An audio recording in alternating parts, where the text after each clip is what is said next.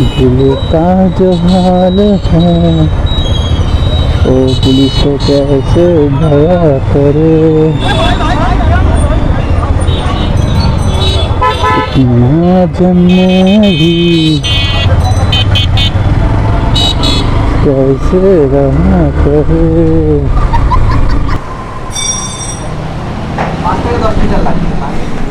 ভাইয়া বাইকের second service করাবো। সো গাইজ আমার গাড়ি এখন সার্ভিস করা হচ্ছে। Hello everyone, this is Medi Sabbir, welcome back to my another video. So guys এখন বাজছে 9:10 আর আমি যাচ্ছি অফিসের দিকে। আজকে হচ্ছে বৃহস্পতিবার, কালকে হচ্ছে শুক্রবার। আজকে যদি গাড়িটা সার্ভিসিংয়ে না দিই তাহলে আর কালকে দিতে পারবো না। দেখি সার্ভিসিংয়ে দেওয়া যায় কিনা যাওয়ার পথে। আজ হচ্ছে 8টার পরে থেকে কারেন্ট নাই, তো ওই যে খাম্বা পরিষ্কার করতেছে, এই জন্য মেবি কারেন্টটা নাই। আজকে তেমন একটা এখনো গরম পড়ে নাই, সম্ভবত বৃষ্টি হতে পারে।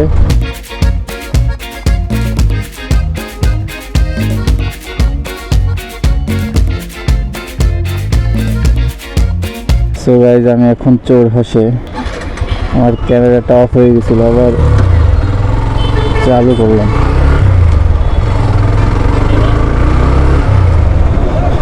জানি না কতটুকু ভিডিও হয়েছে রাস্তায়। সো গাইজ যেটা বলছিলাম, আজকে গাড়ি সার্ভিসিংয়ে দিতে হবে। তো এখন শুনে যাই যে কতক্ষণ লাগতে পারে। যদি 1 ঘন্টা আধা ঘন্টা লাগে তাহলে সন্ধ্যার দিকে করাবো, বিকেলের পর। আর যদি বেশি সময় লাগে তাহলে হচ্ছে এখন বা লাঞ্চ টাইমে দিয়ে যাবো। পুলিশ আসলে উল্টো পাচ্ছে। বাহ, এই মাত্র শোরুম খুললো ওদের।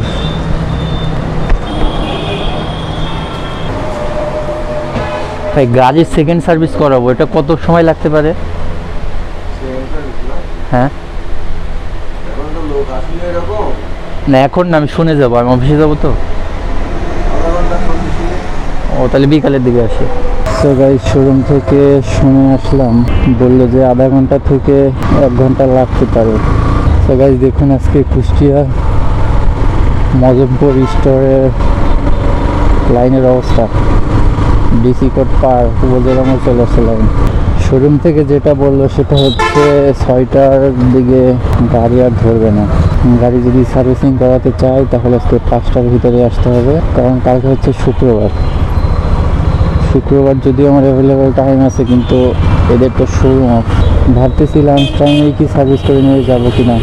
গতকালকে পাম্প অফ ছিল, তো ওই জন্য আজকে যেমন মোটর সাইকেল তেমনি বাস সব তেল দেওয়ার জন্য লাইন ধরছে। এই রাস্তা দিয়ে আসা ভুল হলো। दिल का जो हाल है वो पुलिस को कैसे भया करे इतना जन्मे भी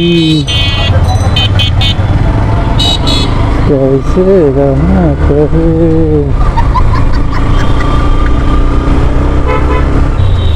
আমার ক্যামেরা বারবার অফ হয়ে যাচ্ছে, মনে হয় স্টোরেজ ফুল। তো ভাই যেটা বলতেছিলাম, আমার ক্যামেরা শুধু বারবার অফ হয়ে যাচ্ছে স্টোরেজের জন্য।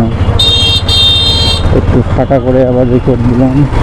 স্টোরেজ का जो हाल है तुझे कैसे रहा करे। সো গাইজ আমি চলে এসেছি।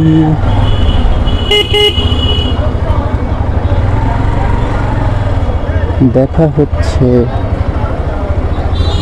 অফিস শেষে।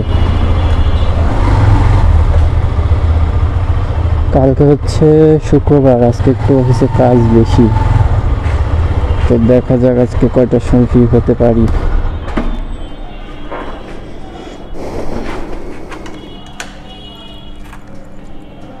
হাই। হ্যাঁ 8 hours later. Welcome back everyone. So guys এখন হচ্ছে 4:47 বাজে। কাজ শেষ করে চলে আসলাম অফিস থেকে। তো এখন যাব হচ্ছে হিরোর শোরুমে। ইঞ্জিন অয়েল চেঞ্জ করতে হবে আর সেকেন্ড সার্ভিস দেব। একটু আগে আকাশের অবস্থা খুব মেঘাচ্ছন্ন ছিল, কিন্তু এখন আবার দেখি রোদ উঠে গেছে। তো গাইজ কুষ্টা স্টোরের তেল দেওয়া মনে হয় অফ হয়ে গেছে, 3টা পর্যন্ত তেল দেয়। তো আজকে আমাদের সব জায়গায় অ্যাপের মাধ্যমে তেল দেওয়ার কথা ছিল, কিন্তু এখানে মেবি নর্মালি তেল দিছে।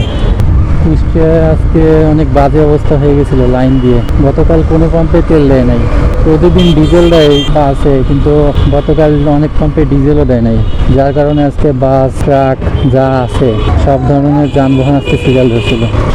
তো আমি এখন যাবো হচ্ছে হিরোর এই সার্ভিস সেন্টারে। বাবারে সিরিয়াল।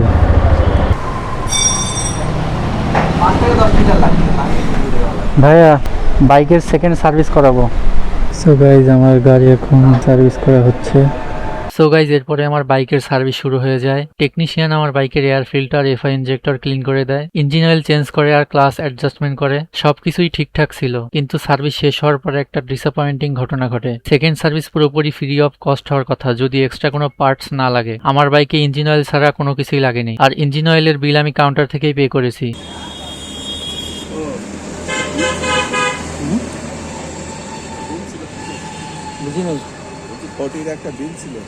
কিন্তু শোরুম থেকে বের হওয়ার সময় টেকনিশিয়ান বাইরে এসে এফআই ইনজেক্টর ক্লিন করার জন্য আলাদা বিল দাবি করে। ব্যাপারটা আমার কাছে খুবই ডিসঅ্যাপয়েন্টিং লেগেছে। উনি যদি আমার কাছে চা নাস্তার টাকা চাইতেন তাহলে হয়তো আমি খুশি হয়ে দিয়ে দিতাম, কিন্তু ফ্রি সার্ভিসের পরে এভাবে বাইরে এসে বিল চাওয়াটা একদমই প্রফেশনাল মনে হয়নি। এখানেই শেষ না, পরে কাউন্টার থেকে আমার ফোন নাম্বার নিয়ে উনি আমাকে 2-3 বার কল দিয়েও বিল চায়। পরে বিরক্ত হয়ে শোরুমে গিয়ে আমি অভিযোগ করি। সেখানে উনি ক্লিয়ার কোনো এক্সপ্লেনেশন দিতে পারেননি, বারবার কথাও চেঞ্জ করছিলেন। সব মিলিয়ে হিরো সার্ভিস নিয়ে আমার এক্সপিরিয়েন্স খুবই বাজে ছিল। আজকের ভিডিওটি এই পর্যন্তই, দেখা হবে পরবর্তী ভিডিওতে। আল্লাহ হাফেজ।